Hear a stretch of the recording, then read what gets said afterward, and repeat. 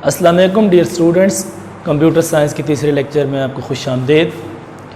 आज हम डिस्कस करेंगे कंप्यूटर के दो main parts, computer software and computer hardware.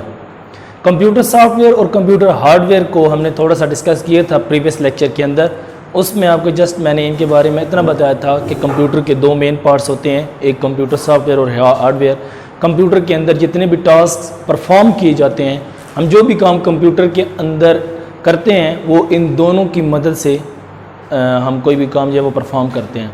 अगर इन दोनों में से कोई एक भी चीज़ कंप्यूटर के अंदर अवेलेबल ना हो तो हम कोई भी टास्क परफॉर्म नहीं कर सकते। तो अब हम इसकी डिटेल के अंदर थोड़ा जाएंगे और देखेंगे कि कंप्यूटर के दो मेन पार्ट्स जो सॉफ्टवेयर और हार्डवेयर हैं, इनके अंदर ये क्या है और इनके अंदर हम किस तरीके से डिफरेंट टास्क परफॉर्म कर सकते हैं। इनमें पहले आता है सॉफ्टवेयर। सॉफ्टवेयर को हमने लास्ट लेक्चर में डिफ़ाइन किया था, इसमें मैं फिर एक दफ़ा डिफ़ाइन कर लेता हूँ। ये सारी चीज़ें डिस्कस करने से पहले मैं आपको एक चीज़ कहना चाहूँगा कि बेटा आपके पास जब आप लेक्चर सुन रहे हो तो आपके पास नोटबुक हो, पेन हो।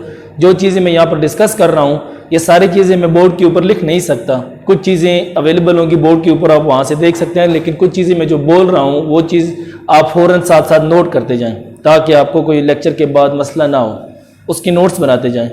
तो लेक्चर की तरफ आते हैं। सबसे पहले मैं इसको डिफ़ाइन करना चाहूँगा सॉफ्टवेयर को डिफ़ाइन करेंगे हम कि सेट ऑफ इंस्ट्रक्शंस, एक हिदायत का मजबूआ which is use to perform different task. मुख्तलिफ कामों को परफॉर्म करने के लिए, उनको ऊपर काम करने के लिए हमारे पास जो हिदायत का मजमूआ है, हम जो कंप्यूटर को इंस्ट्रक्शंस देते हैं कि हम जो काम करना चाहते हैं वो काम किस तरह करना है, उसके लिए हम जब कंप्यूटर को जो इंस्ट्रक्शंस देते हैं that is called a software and that is software is set of instructions. वो हम प्रॉपर एक सॉफ्टवेयर बना के कंप्यूटर के अंदर इंस्टॉल कर देते हैं। फिर हम क्या करते हैं कि उस सॉफ्टवेयर के ज़रिए हम अपना टास्क परफॉर्म करते हैं।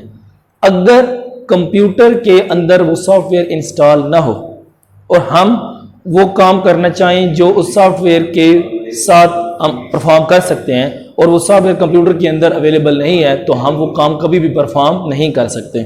एक चीज़ आप अपने माइंड में रखें कि हम कोई भी काम परफॉर्म करने के लिए हमें उससे रिलेटेड सॉफ्टवेयर कंप्यूटर के अंदर इंस्टॉल करना ज़रूरी है। अगर वो सॉफ्टवेयर कंप्यूटर के अंदर नहीं है तो आप कोई भी काम परफॉर्म नहीं कर सकते। तो ये चीज़ आप अपने ज़हन में रख लें। बाज़ औक़ात ये प्रॉब्लम स्टूडेंट्स को होता है कि वो कोई काम करना चाहते हैं, मसलन वो एक वीडियो प्ले करना चाहते हैं, तो कोई भी वीडियो प्ले करने के लिए उसके फॉर्मेट के मुताबिक उसका मीडिया प्लेयर का होना कंप्यूटर के अंदर ज़रूरी है। अगर उससे रिलेटेड सॉफ्टवेयर जो उस वीडियो को प्ले करने के लिए सपोर्ट करता है, अगर वो आपके कंप्यूटर के अंदर नहीं है तो आप वो वाली वीडियो परफॉर्म प्ले नहीं कर सकते। अच्छा, ये तो बात हो गई। हम अब कुछ एग्जाम्पल्स के ज़रिए ये देखेंगे कि एक सॉफ्टवेयर की कौन सी एग्जाम्पल्स हैं और वो सॉफ्टवेयर क्या क्या काम परफॉर्म करते हैं कंप्यूटर के अंदर। यहाँ पर मैंने 3 सॉफ्टवेयर को एग्जाम्पल के तौर पे लिखा है। सबसे पहले है operating system. Operating system is a software. इसके नाम से ज़ाहिर है कि ये सिस्टम को ऑपरेट करने के लिए इस्तेमाल होता है। Operating system is a software which is use to operate a hardware of the computer. जब हम कंप्यूटर को ऑन करते हैं, कंप्यूटर ऑन होने के लिए सबसे पहले उसके हार्डवेयर को जिस सॉफ्टवेयर की ज़रूरत होती है वो कहलाता है ऑपरेटिंग सिस्टम। कोई भी ऑपरेटिंग सिस्टम आपको सबसे पहले कंप्यूटर के अंदर इंस्टॉल करना पड़ेगा। अगर कोई ऑपरेटिंग सिस्टम के बगैर है तो आप उसके अंदर काम उसको ऑन ही नहीं कर सकते।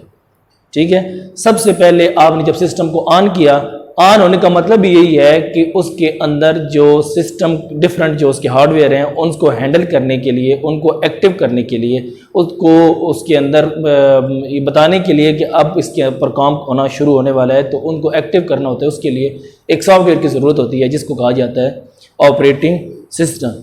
जब भी हम कंप्यूटर को ऑन करते हैं तो ये ऑपरेटिंग सिस्टम क्या करता है, कंप्यूटर के अंदर मौजूद तमाम हार्डवेयर को एक्टिव कर देता है कि अब किसी भी वक्त आपकी तरफ कोई भी हिदायत भेजी जा सकती हैं और आपने उसके ऊपर काम करना होगा।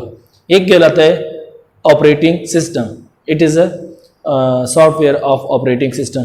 डिफरेंट कंपनीज़ की ऑपरेटिंग सिस्टम अवेलेबल हैं, लेकिन बहुत ज़्यादा जो वर्ल्ड वाइड यूज़ किया जाता है ऑपरेटिंग सिस्टम वो है माइक्रोसॉफ्ट का ऑपरेटिंग सिस्टम। माइक्रोसॉफ्ट एक कंपनी है।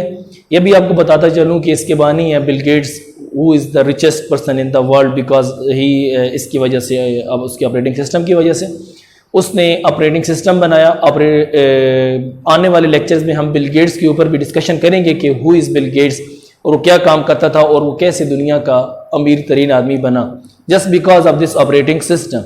उसने जब अपना ऑपरेटिंग सिस्टम लॉन्च किया और उससे पहले वो एक एम्प्लॉय था एक और कंपनी में, उसने भी उसके बाद अपनी एक कंपनी बनाई और उसके बाद जब उसने ये लॉन्च किया तो उसके से वो इस इतने बड़े दुनिया का अमीर तरीन आदमी बन गया।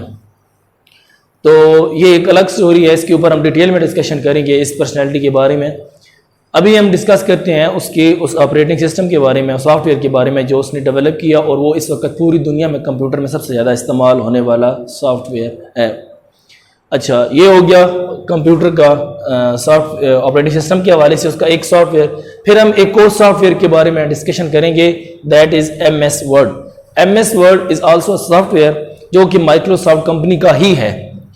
माइक्रोसॉफ्ट कंपनी ने ही इसको डेवलप किया है और ये किस पर्पज़ के लिए यूज़ होता है? ये टेक्सटिंग के लिए यूज़ होता है। जब आपने कंप्यूटर के अंदर कोई काम करना है, लिखना है, लिखने के लिए जब आप कोई चीज़ काम करना चाहते हैं कंप्यूटर के अंदर, तो उसके लिए जो सॉफ्टवेयर इस्तेमाल किए जाते हैं सबसे ज़्यादा वर्ल्ड वाइड, वो है MS ऑफिस का MS वर्ड।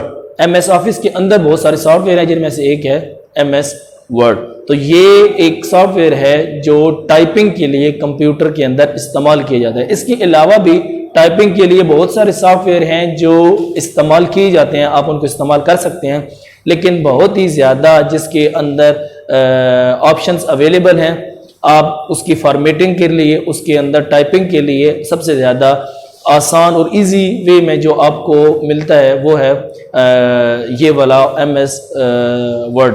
ये माइक्रोसॉफ्ट कंपनी ने ही लॉन्च किया है और हर साल इसका एक नया वर्जन आता है, या एक से ज़्यादा 2-3 साल में भी एक आध वर्जन इसका आ जाता है, तो सबसे ज़्यादा इस्तेमाल किया। अब जब आप टाइप करना है तो आपने कोई भी चीज़ टाइप करनी है, आपने MS वर्ड के अंदर ही करनी है। अगर आपके सिस्टम के अंदर MS वर्ड अवेलेबल नहीं है, आपने इंस्टॉल नहीं किया, तो आप उसके अंदर कोई भी चीज़ टाइप नहीं कर सकते। ऑपरेटिंग सिस्टम खुद भी एक टाइपिंग का टूल आपको प्रोवाइड करता है, लेकिन उसके अंदर बहुत सारी लिमिटेशंस हैं। फॉर्मेटिंग के लिहाज से, टेक्सटिंग के ऊपर जो आप डिज़ाइनिंग करते हैं उसके लिहाज से, तो वो इतना हेल्पफुल नहीं है। जो MS का ये माइक्रोसॉफ्ट का जो MS वर्ड है ये बहुत हेल्पफुल है, इसमें बहुत सारे ऑप्शंस अवेलेबल हैं।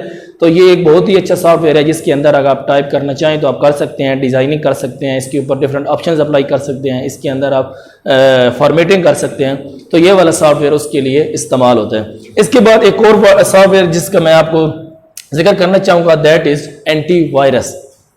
डियर स्टूडेंट्स, आपके सिस्टम के अंदर बाज़ औक़ात आप जब काम कर रहे होते हैं और उसके साथ आप जब कोई चीज़ प्लग इन करते हैं, कोई भी एक्सटर्नल डिवाइस आप कंप्यूटर के साथ जब लगाते हैं, तो बहुत सारे चांसेस हैं कि आपके सिस्टम के अंदर बाहर से कोई वायरस आपके सिस्टम में आ सकता है।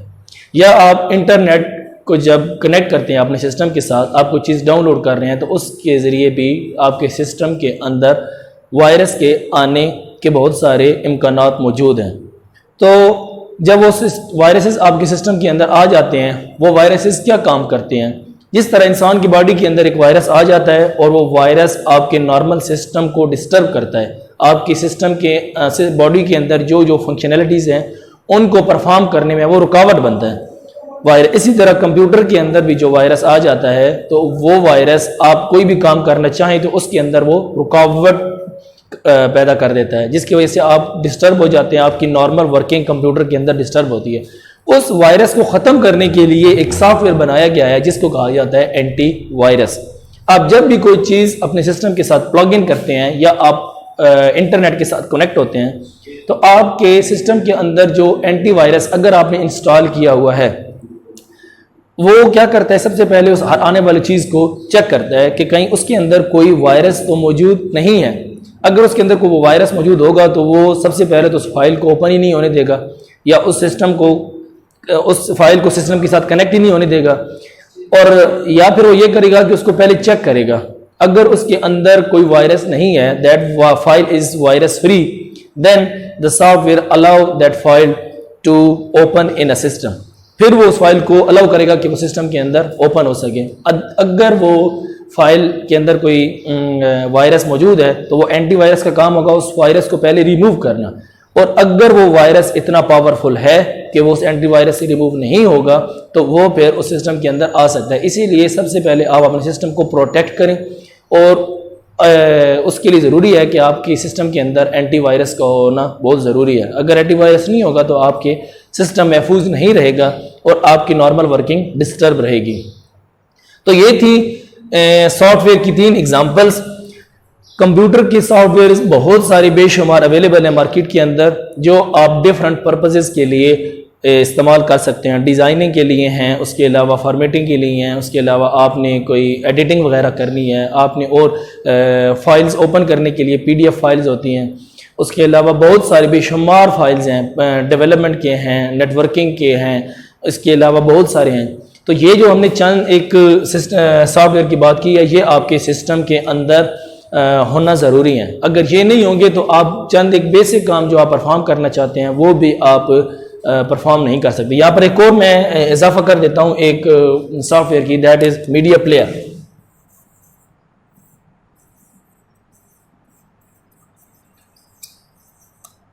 मीडिया प्लेयर किसके लिए होता है? जो आप वीडियो अपने सिस्टम के अंदर प्ले करना चाहते हैं तो उसके लिए इस सॉफ्टवेयर का होना बहुत ज़रूरी है। अगर ये मीडिया प्लेयर आपके सिस्टम के अंदर इंस्टॉल नहीं है तो आप अपने सिस्टम के अंदर कोई भी जो मल्टीमीडिया फाइल है उसको प्ले नहीं कर सकते। ठीक है, तो ये भी एक सॉफ्टवेयर है। जब भी आप एक सिस्टम है उसके अंदर कम से कम इन तमाम सॉफ्टवेयर का होना बहुत ज़रूरी है। तो ये था एक इंट्रोडक्शन सॉफ्टवेयर के ऊपर। इसका खुलासा यह है कि अगर आपके सिस्टम के अंदर कोई सॉफ्टवेयर नहीं है और आप उस सॉफ्टवेयर से रिलेटेड कोई काम परफॉर्म करना चाहते हैं सिस्टम के अंदर, तो आपको पहले उससे रिलेटेड सॉफ्टवेयर इंस्टॉल करना पड़ेगा। अगर वो सॉफ्टवेयर नहीं होगा तो आप वो रिलेटेड काम नहीं कर सकेंगे। आप कोई कैलकुलेशन परफॉर्म करना चाहते हैं तो सिस्टम के अंदर कैलकुलेटर का होना ज़रूरी है। आप वीडियो देखना चाहते हैं तो मीडिया प्लेयर का होना ज़रूरी है। आप टाइपिंग करना चाहते हैं तो टाइपिंग से रिलेटेड जो MS वर्ड है या और इसके अलावा कोई और टाइपिंग का सॉफ्टवेयर है तो वो होना ज़रूरी है। आप उर्दू टाइप करना चाहते हैं सिस्टम के अंदर तो उससे रिलेटेड जो भी सॉफ्टवेयर है मार्केट के अंदर, इन पेज हो गया, उसके अलावा जितने भी सॉफ्टवेयर, तो उन तमाम सॉफ्टवेयर का होना ज़रूरी है। जब तक उस काम से रिलेटेड सॉफ्टवेयर सिस्टम के अंदर मौजूद नहीं होगा तो आप वो काम परफॉर्म नहीं कर सकते। तो ये था सॉफ्टवेयर के हवाले से। इसमें आपने करना यूँ होगा, जो आपने टॉपिक तैयार करना है उसमें आपने इसकी डेफिनेशन बतानी है और उसके बाद इसमें चंद एक सॉफ्टवेयर से रिलेटेड एग्जांपल्स बता देनी है जो जो सिस्टम के अंदर इस्तेमाल होती हैं। ये था हमारा सॉफ्टवेयर के हवाले से टॉपिक। सॉफ्टवेयर के हवाले से हमारा ये टॉपिक कंप्लीट हुआ। अब हम आते हैं अपने दूसरे पार्ट की तरफ, जो कंप्यूटर का हमारा दूसरा पार्ट है, that is hardware. Hardware is physical parts of the computer which are used to perform different task. हम कंप्यूटर के अंदर जितने भी टास्क हैं वो परफॉर्म करने के लिए इन हार्डवेयर का होना ज़रूरी है। अगर कंप्यूटर के अंदर हार्डवेयर ना हो तो कोई भी हम टास्क परफॉर्म नहीं कर सकते। तो कंप्यूटर के हार्डवेयर की एग्जांपल्स में मैंने यहाँ पर मेंशन की हैं कि जो भी उसके फिजिकल पार्ट्स हैं जो कि ज़रूरी हैं एक कंप्यूटर के अंदर कोई भी टास्क परफॉर्म करने के लिए, उनमें सबसे पहले आ जाता है सिस्टम यूनिट। सिस्टम यूनिट एक रेक्टेंगल टाइप का बॉक्स होता है। ये बहुत ही अहम कंपोनेंट है कंप्यूटर का, बल्कि कंप्यूटर के अगर ये कंपोनेंट ना हो तो आप कोई भी काम परफॉर्म नहीं कर सकते कंप्यूटर के अंदर। तो system unit is a rectangle box. इसके अंदर मजीद बहुत सारे डिफरेंट कंपोनेंट्स होते हैं सिस्टम यूनिट के अपने। जैसे यहाँ पर मैं कुछ मेंशन कर देता हूँ। इसके अंदर आ जाएगा रैम, रोम,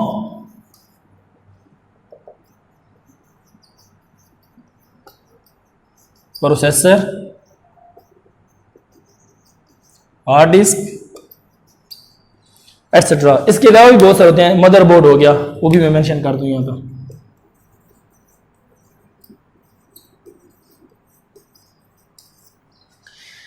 ये सारे जो मैंने 5 यहाँ पर कंपोनेंट्स लिखे हैं, ये सारे सिस्टम यूनिट के कंपोनेंट्स हैं।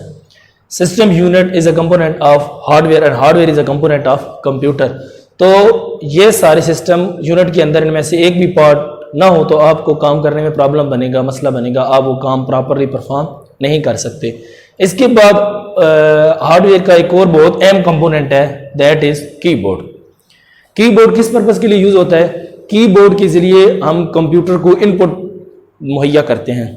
अगर हमने कंप्यूटर के अंदर कोई डेटा उसके अंदर एंटर करना है तो वो क्या करेंगे? We will enter that data to the computer through keyboard. Keyboard के जरिए हम वो डेटा कंप्यूटर के अंदर एंटर करेंगे। कीबोर्ड क्या होता है? इसके ऊपर कीज होती हैं, इसके ऊपर अल्फ़ाबेटिक की, उन कीज़ को 4 डिफरेंट हिस्सों में तकसीम किया गया है। न्यूमेरिक कीज़ होती हैं, अल्फ़ा न्यूमेरिक कीज़ होती हैं, अल्फ़ाबेट कीज़ होती हैं और स्पेशल कैरेक्टर कीज़ होती हैं, जिसके ज़रिए आप तमाम तरह का जो डेटा है अगर आप कंप्यूटर के अंदर एंटर करना चाहें तो आप इस कीबोर्ड के ज़रिए कंप्यूटर के अंदर डेटा एंटर कर सकते हैं। इसके बाद आ जाता है mouse. Mouse is a pointing device, it is also a part of hardware of the computer. और ये क्या है? ये एक पॉइंटिंग डिवाइस है। इसका काम क्या होता है? कंप्यूटर के जो स्क्रीन है उसके ऊपर जो भी आपने किसी चीज़ को पॉइंट करना है या आपने उसके साथ इंटरेक्ट करना है, कोई फोल्डर बना हुआ है उसको आपने ओपन करना है, आपने कोई चीज़ कॉपी पेस्ट करनी है, जिस स्क्रीन के ऊपर बहुत सारे तरह तरह के काम है, टास्क हैं जो आपने परफॉर्म करते हैं। तो स्क्रीन के साथ इंटरेक्ट करने के लिए और स्क्रीन के ऊपर मौजूद डिफरेंट चीज़ों को, ऑप्शंस को अवेल करने के लिए, उनके ऊपर काम करने के लिए आप जो काम करते हैं वो माउस के ज़रिए करते हैं। एक बात आपको मैं बताता चलूँ कि जो काम आप माउस के ज़रिए परफॉर्म कर सकते हैं वही तमाम काम आप कीबोर्ड के ज़रिए भी कर सकते हैं, लेकिन उसके लिए आपको कीबोर्ड का डीप नॉलेज होना ज़रूरी है। ठीक है, उसकी डिफरेंट कीज़ होती हैं, शॉर्टकट कीज़। जो भी काम आप माउस के ज़रिए करना चाहें वही काम आप कीबोर्ड के ज़रिए भी परफॉर्म कर सकते हैं, लेकिन माउस के ज़रिए कोई भी एक्शन कंप्यूटर की स्क्रीन के ऊपर परफॉर्म करना बेहतर है, क्योंकि उसके लिए आपको डिफरेंट कीज़ का याद नहीं रखना पड़ेगा। तो आप वो तमाम काम इसके ज़रिए भी कर सकते हैं। उसके बाद आ जाता है एक और very important component of computer hardware, that is printer. Printer का क्या काम है? आपके पास कोई भी चीज़ है जो कंप्यूटर के अंदर अवेलेबल है उसको कहते हैं soft copy of the computer. वो सॉफ्ट फॉर्म में होगी, आप उसको सिर्फ देख सकते हैं, आप फिजिकल उसका प्रिंट अपने हाथ में नहीं देख सकते। बाज़ औक़ात आपको कंप्यूटर के अंदर अवेलेबल चीज़ का प्रिंट चाहिए होता है, आप चाहते हैं कि इसका मैं प्रिंट निकालूं, तो आप क्या करते हैं? उस प्रिंटर को कंप्यूटर के साथ अटैच करते हैं और फाइल को सेंड करते हैं कंप्यूटर के सिस्टम यूनिट से कंप्यूटर के प्रिंटर की तरह।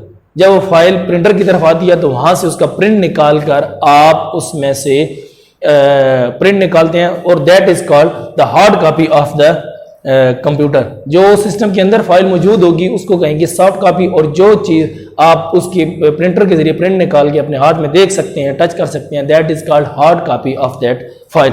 उसके बाद आ जाता है स्पीकर, लास्ट जो मैंने यहाँ पर लिखा है। इसके अलावा और भी बहुत सारे कंपोनेंट्स हैं, लेकिन मैंने चंद एक यहाँ पर मेंशन किए हैं जो बहुत ज़रूरी हैं किसी भी सिस्टम के हिस्सा होने के लिए। उसमें आ जाता है स्पीकर। स्पीकर किस पर्पज़ के लिए यूज़ होता है कि कंप्यूटर के अंदर जब भी कोई चीज़ मल्टीमीडिया प्ले करते हैं तो उसकी जो आवाज़ है वो हमारे कानों तक पहुँचाने के लिए यूज़ होता है स्पीकर। अगर स्पीकर ना हो तो कंप्यूटर की स्क्रीन के ऊपर अगर हम कोई चीज़ प्ले करें उसको हम देख तो सकेंगे लेकिन हम उसको सुन नहीं सकेंगे। तो स्पीकर का काम होता है कंप्यूटर के अंदर जो आवाज़ है, जो साउंड है कंप्यूटर का, वो हम तक पहुंचाना। तो ये है इसके different components, hardware components of the computer. इसको आपने प्रिपेयर बेटा इस तरीके से करना होगा कि आपने सबसे पहले हार्डवेयर की डेफिनेशन लिखनी है, डेफिनेशन के बाद उसकी एग्जाम्पल्स को एक्सप्लेन कर देना है कि ये हैं hardware components of the computer. तो ये दो हमारे टॉपिक्स थे, इन दो टॉपिक्स के हवाले से आज हमने गुफ्तगू कंप्लीट हो गई। इसके बाद हम इन दो चीज़ों के ऊपर डिस्कशन मज़ीद नहीं करेंगे। यहाँ तक आप अच्छी तरीके से इनको ज़हन नशीन कर लें, तैयार कर लें। नेक्स्ट टॉपिक के साथ नेक्स्ट वीडियो में दोबारा मुलाकात होगी। तब के लिए अल्लाह हाफिज़।